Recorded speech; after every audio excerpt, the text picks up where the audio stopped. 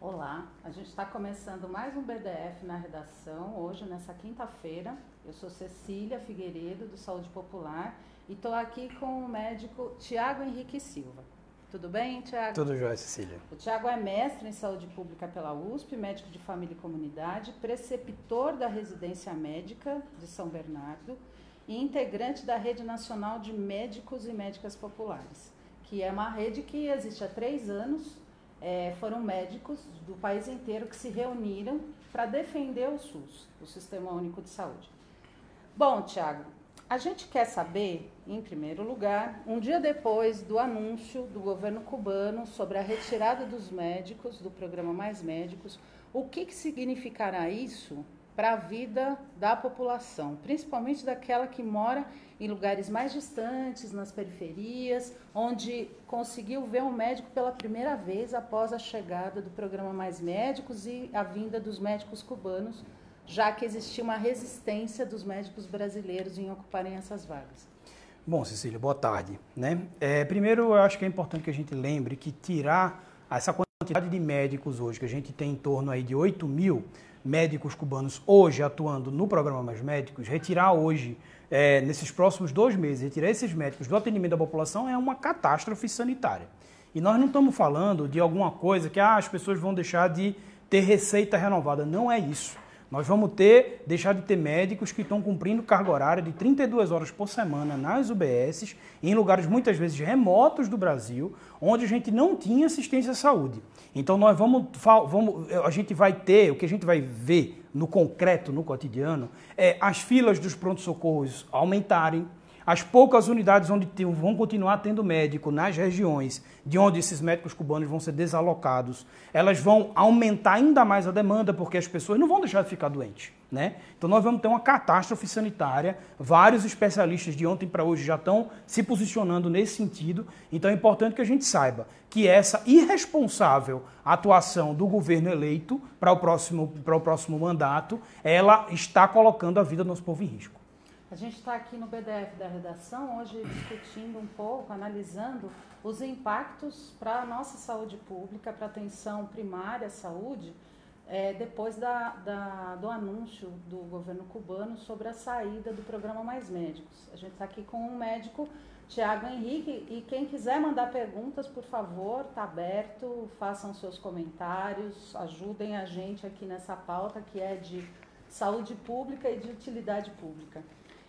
Tiago, uma outra coisa é que eu vi que hoje saiu uma nota do CONASENS, Conselho Nacional dos Secretários Municipais de Saúde, da Frente Nacional de Prefeitos, apelando para o futuro presidente para que mantenha os médicos cubanos, mantenha o convênio, porque no último edital que teve do programa Mais Médicos, cerca de 900 municípios aderiram ao programa, porque veem nisso hoje a saúde pública ela fica muito mais impactada. E tem nessa possibilidade, uma possibilidade real de ter médico. O que você fala sobre isso? Olha, assim, é importante a gente lembrar de uma coisa que é mais histórica.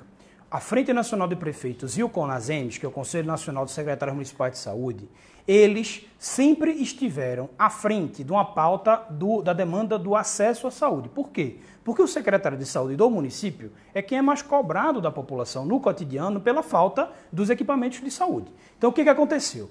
Em 2011, nós tivemos uma portaria do Cadastro Nacional de Estabelecimentos de Saúde, que foi uma portaria que fez toda uma limpeza num cadastro de estabelecimentos de saúde, que muitas vezes ele era completamente preenchido por sobreposição. Por exemplo, você tinha um médico que tinha, por exemplo, 5 a 8 vínculos públicos de 40 horas, com vários municípios da região. Esse médico cumpria carga horária em todos aqueles municípios? Não, não cumpria. Ele passava pouquíssimas horas em cada município e ia fazendo aquelas consultas de postão, né, tocando, vamos dizer, renovação de receita. Então era isso que acontecia lá atrás. Quando veio esse cadastro, essa renovação do cadastro nacional, o que aconteceu? A gente descobriu de fato que não podia o médico ter mais de 2 vínculos públicos. Vejam, tinham médicos que tinham 8 vínculos. A carga horária desse colega dava 320 horas. na semana. Isso é um absurdo. Então, o que aconteceu? A partir do momento que você teve essa renovação do cadastro de estabelecimento de saúde, cada médico só podia ter 2 vínculos públicos ou 100 horas, no máximo, de vínculo, o que acontecia? A gente abriu-se o vácuo. Aí se descobriu que a gente tinha 700 municípios, por exemplo, no Brasil, que não tinham nenhum médico. Então, a Frente Nacional de Prefeitos e CONASEMs, eles lançaram um movimento chamado Cadê o Médico? Lá atrás. Foram eles que foram responsáveis por colocar essa pressão e o Ministério da Saúde, na época, já vinha elaborando uma possibilidade de cooperação emergencial com os médicos cubanos. E foi aí que nasceu o programa Mais Médicos. A Frente Nacional de Prefeitos e o CONASEMs, eles sabem como é a realidade no cotidiano. E por isso que eles estão fazendo essa pressão no governo de Bolsonaro. Porque eles sabem que quem vai sofrer, quem vai perder, quem vai morrer é o povo que está no município. Ninguém vai bater na porta do Ministério da Saúde reclamando da falta de médico. Vai bater na porta dos municípios. E Bolsonaro, a princípio, não parece preocupado com essa questão. O Orlando Pereira dos Santos está perguntando aqui, está assistindo a gente. Obrigado. Olá, Orlando. Ele pergunta quanto que ganhava um médico desses. E aí eu já queria linkar uma outra pergunta. Tiago, fala pra gente como é que funciona o programa Mais Médicos, esse convênio, para a gente saber de forma mais ampla essa questão de salário, como que fica essa coisa de vai uma parte para Cuba? Tá. Então vamos por partes, porque aí é que mora muita desinformação e muita mentira, tá? Uhum. Então, primeira coisa que a gente tem que entender.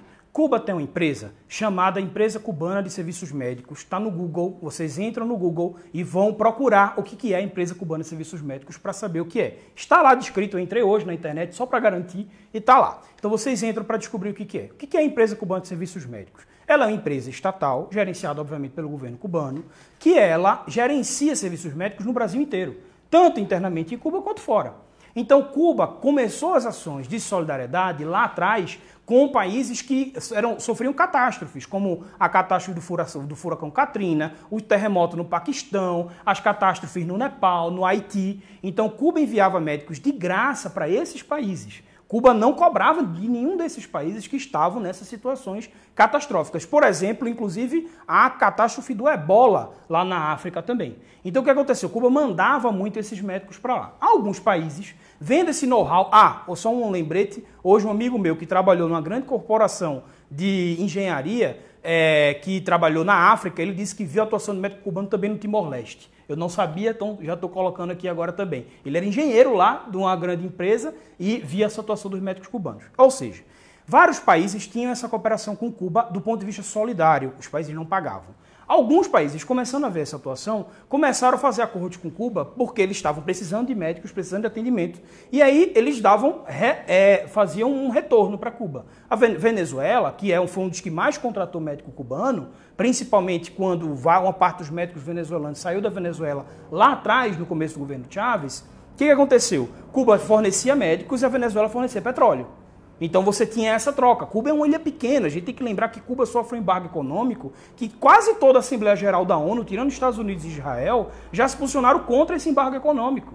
Então, assim, é importante que a gente lembre disso. É uma ilha que não pode ficar fazendo comércio com o mundo. Então, qual é o comércio que Cuba conseguiu fazer? Esse comércio de vender essa força de trabalho médica, com força de trabalho qualificada, formada de graça, gratuitamente na ilha. Bom, o que acontece com a empresa? A empresa lançou edital interno. Quando o médico ele vai para o Mais Médicos, ele não é contratado do governo brasileiro. Não faz o menor sentido você querer que ele seja submetido à legislação brasileira, porque ele é um funcionário da empresa cubana.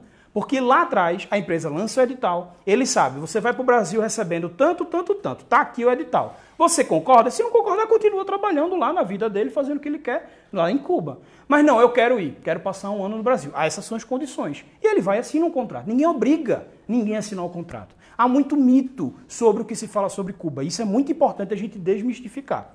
Então, eles assinam um contrato e já sabem quanto é o salário.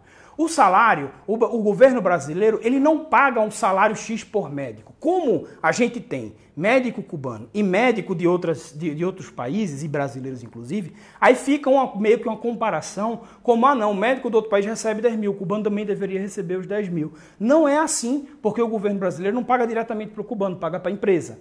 E outra, a diferença salarial, entre aspas, que não é uma diferença salarial, é uma forma de financiar a saúde e a educação para todo mundo. A família dos médicos e médicas que estão aqui no Brasil tem saúde de graça lá em Cuba. Tem educação de graça lá em Cuba. Tem todos os direitos. Você vai passear por Cuba, por todas aquelas regiões, você não vê a miséria que você vê no Brasil. Você tem pobreza.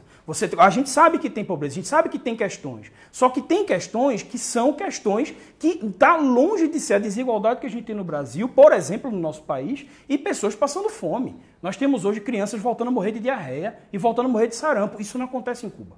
Então, esse dinheiro, ele financia os direitos sociais do povo cubano como um todo.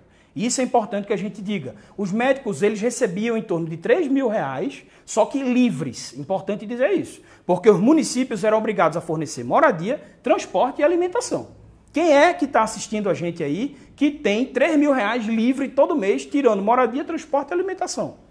Né? É o que o André Barreto está acabando de perguntar assim. Podias nos explicar como mais médicos ajudavam a efetivar o SUS? Exatamente isso. Vejam, se nós não temos médicos em 700 municípios do Brasil, se o posto de saúde está lá, a estrutura, e não tem uma figura de bata branca para você chamar de médico, como você vai querer que aquele povo respeite o SUS? Essa é uma forma de efetivar o SUS. Você ofereceu o SUS na prática. Você ofereceu o SUS real, concreto. Então, essa é uma forma. É importante que a gente lembre sempre disso, porque se a gente não tem, as pessoas pensam, mas a gente podia fazer assim, podia fazer assado. Meu amigo, o primeiro edital do Mais Médicos não foi para médicos cubanos. O primeiro edital da história foi para médicos brasileiros. Não preencheu todas as vagas. Ficou longe de preencher todas as vagas. Principalmente as vagas mais distantes. E a Tatiana está me perguntando aqui, olha, tá bombando. Tatiana está me perguntando, vocês poderiam explicar a verdade em relação à declaração do Bolsonaro que o dinheiro vai para uma ditadura? Que eu acho que é um pouco do que você já falou. Tem uma coisa, mas eu acho que vale a pena colocar uma coisa. Tem um conceito na geopolítica, na história, que chama-se autodeterminação dos povos. Cada povo determina como quer o seu futuro. O que é importante é que a gente não interfira e não discuta o que uma nação soberana tem que fazer com o seu sistema político. Não somos nós que temos que nos arvorar para dizer como Cuba tem que funcionar. Olha como está o Brasil. Olha como está o Brasil. A gente tem que moral para dizer como outros países têm que funcionar. A autodeterminação dos povos é um conceito que a gente tem que respeitar sempre. Cada povo define o seu futuro. Cuba tem um outro modelo. As pessoas lá em Cuba não olham para um dinheiro como muitas vezes algumas pessoas que podem estar nos assistindo nos olham. Entendeu? Muitas pessoas olham para o dinheiro, como aqui no Brasil, como daquela forma norte-americana, de a gente ter cada vez mais dinheiro, de acumular. Os cubanos, de uma forma geral, não é isso que atrai. Isso a gente tem várias declarações de médicos cubanos na internet. Naquele canal, por exemplo, Nossa Época, tem um documentário muito interessante em relação a isso, mostrando que, olha, eles estão vindo para aqui porque eles estão vindo numa missão. Eles estiveram na África, meu amigo, combatendo a ebola. Eles estiveram no Haiti, ajudando o povo depois de um terremoto. Eles não estão atrás do dinheiro do governo brasileiro. Eles estão atrás de solidariedade e ajudar o nosso povo. A Jéssica, Tiago, está perguntando. Algumas matérias de hoje falam que prefeituras do Brasil poderiam manter os médicos cubanos no Brasil. Existe essa possibilidade? Existe essa possibilidade. Isso é uma boa pergunta, foi uma excelente pergunta. Há uma possibilidade, o Brasil já teve, quando o Serra era ministro, em alguns estados do Brasil, se eu não me engano, no Tocantins, por como nós somos unidade federativa, as federações poderiam fazer convênios diretamente com a empresa cubana Serviços Médicos. No Acre, acredito que possa ter tido também. Não tenho certeza, então não vou afirmar. Mas eu tenho certeza que alguns estados brasileiros já fizeram isso. Porque nós somos unidade federativa. A União não pode determinar tudo. Entretanto, se o próximo governo chegar e mudar a lei, pode ser que essa lei de alcance nacional não permita que os municípios o façam. A grande questão, pessoal, é que a questão para o Bolsonaro é uma questão ideológica. Bolsonaro sabe que não vai recuperar a economia do Brasil com a agenda do Paulo Guedes. Ele sabe que essa agenda do Paulo Guedes vai dar arroxo para a classe trabalhadora. E o que ele está querendo fazer? Está querendo colocar cortinas de fumaça, como a escola sem partido, e agora a questão do Mais Médicos, como ferramentas para se blindar, para tentar blindar ideologicamente o governo dele, que nem nasceu e já está dando tanto retrocesso para o povo brasileiro. O presidente, ele falou durante toda a campanha, e antes da campanha, ainda na condição de deputado, ele foi um dos contrários ao Mais Médicos. Ele entrou, inclusive, com uma representação... Sim, no Supremo. No Supremo. E teve também na votação, foi contra, né? Fez a votação em favor do congelamento da emenda constitucional. Exatamente. 95, que impõe o congelamento de 20 anos nos investimentos da saúde, por exemplo.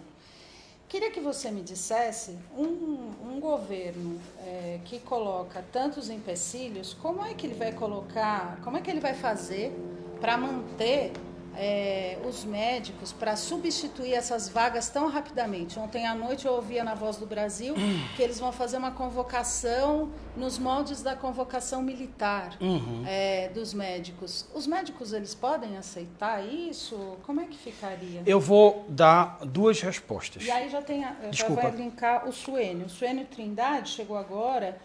Obrigada, Suênio, pela participação. Explica melhor o que você quer dizer. Se a carreira do Estado, né? Isso, perfeito, perfeito. Eu acho que essa convocação com a carreira do Estado a gente pode responder de forma casada. Em relação à convocação, bom, eu do fundo do coração espero que qualquer convocação, e aí não é torcendo para dar certo o governo Bolsonaro, é que qualquer convocação, os médicos brasileiros que tanto criticaram ou mais médicos, eles assinem essa convocatória. Eu estou lançando um desafio aqui, agora, ao vivo, para que todos os colegas, meus colegas que são médicos, que são registrados no Brasil, formados aqui no Brasil, que um dia falaram mal dos mais médicos, que vão aceitar a convocatória para ir para as comunidades ribeirinhas, para as comunidades quilombolas, para o interior do país, para a periferia dos grandes centros, atender o nosso povo. Então, eu estou lançando esse desafio, para que esses colegas aceitem essa convocatória. E aí, ao aceitar essa convocatória, eu estou fazendo uma torcida, que é uma torcida para que o nosso povo não sofra com a medida do Bolsonaro. Essa é a primeira, é uma torcida. Aí sim, é um pedido, um apelo até que eu faço do ponto de vista civilizatório.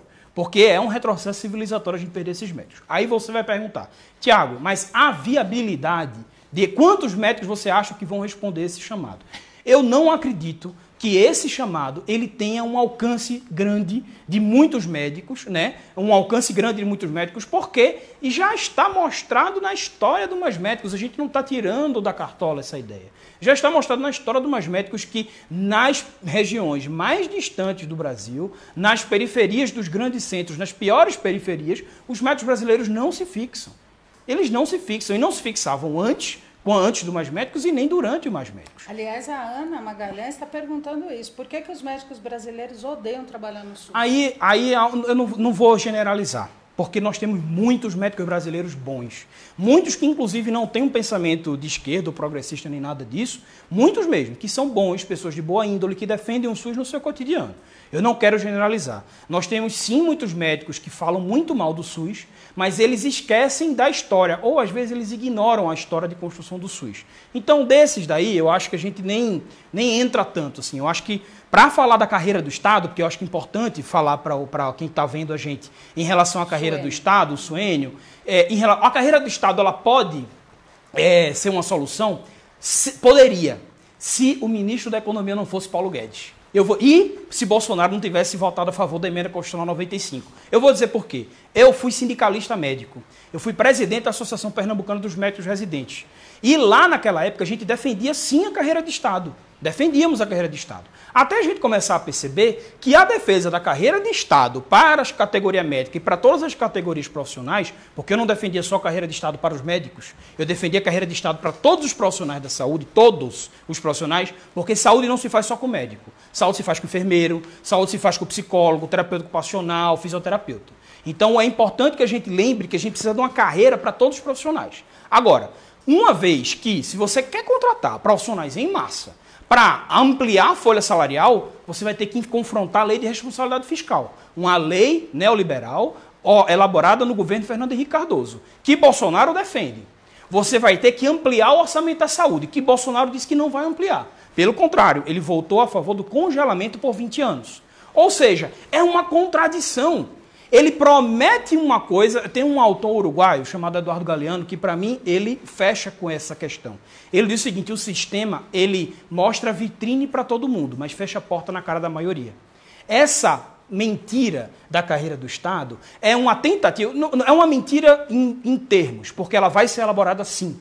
Só que essa carreira do Estado ela não vai chegar nem perto do alcance do Mais Médicos, por conta da política econômica. Por conta dessa política econômica que Bolsonaro e seu ministro da Economia defendem.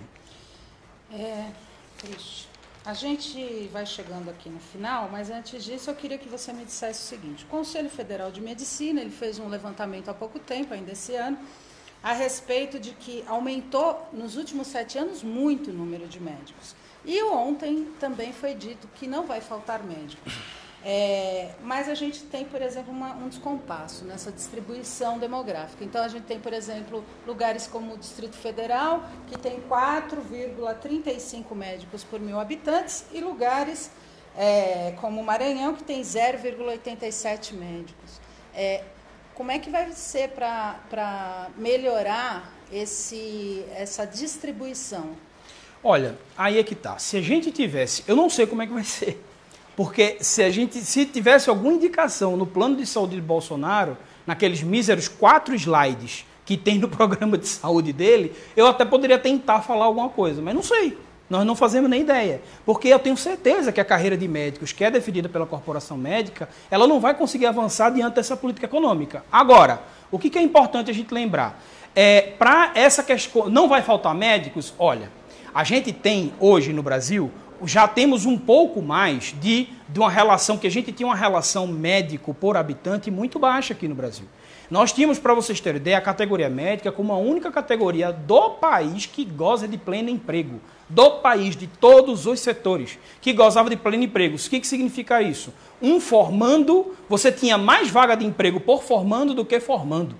Então, isso está mudando aos poucos, porque nós tivemos uma política dentro do Mais Médicos, isso é importante que se diga, porque as pessoas parecem tirar da cabeça, parecem esquecer, uma política dentro do Mais Médicos que garantia ampliação das vagas na Faculdade de Medicina, ampliação dos programas de residência médica, de todos os programas que eram programas estratégicos para o SUS, como anestesia, cirurgia geral, medicina de família e comunidade, até medicina do tráfego. Ampliou a quantidade de médicos de bolsas de residência médica para a medicina do tráfego, porque eram setores estratégicos para o SUS. Então, entenda só, o Mais Médicos criou uma expansão de vaga de universidade também. Foi durante os governos progressistas que a gente teve a maior criação de vaga em faculdade pública da história do Brasil. Então, nós tivemos muita criação de universidade pública em lugares muito distantes que o mercado não tinha interesse de investir. E onde o mercado tinha interesse de investir, o mercado abriu faculdade de medicina privada. Então, nós temos sim uma ampliação de quantidade de médicos formados hoje, só que ainda vai faltar médico. E principalmente, só um instantinho, e principalmente nas regiões mais distantes, como você falou do Maranhão, por exemplo. Por quê? Porque boa parte desses médicos, quando você não tem uma política de fixar, porque quando você gradua, todos os estudos de educação médica, eles falam assim, graduação não fixa a pessoa no lugar que ela gradua, a pessoa vaza para fazer residência. Só que graduação e residência médica fixa no local. Como você acabou com a expansão da residência médica, essas pessoas vão migrar de novo para os grandes centros urbanos. Bom, a gente tem um monte de perguntas aqui, eu tenho que agradecer, eu vou remeter ao Tiago essas perguntas, aí ele vai poder responder para vocês. O BDF na redação está terminando, volta depois. Hoje a gente ainda tem no Jardim na Política, que vai ter a entrevista com Guilherme Boulos, e eu queria pedir que vocês ficassem com a gente. Muito obrigada. Obrigado pela oportunidade. Valeu, Tiago.